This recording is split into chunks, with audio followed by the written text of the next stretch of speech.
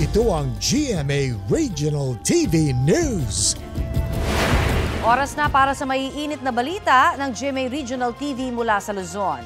Ininspeksyon ng mga tauhan ng Independent Commission for Infrastructure ang 4 na flood control projects dyan po sa Ilocos Norte. Chris, ano-ano yung mga flood control projects ang inikutan doon?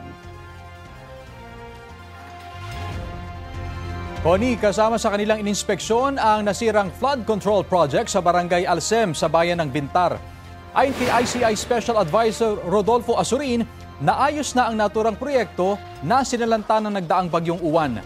Pero sa ibang lugar, may mga hindi pa naayos na nagawang proyekto. Gaya na lamang sa bayan ng Nueva Era.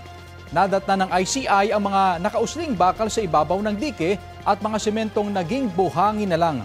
Sabi ni Asurin, may maiiwan na inhenyero doon para masuri kung nasunod ang plano at specifications sa flood control projects. Karamihan din sa kanilang mga ininspeksyon ay gawa ng isa sa mga kumpanya ng mag-asawang kontratista na sina Pacifico at Sara Diskaya.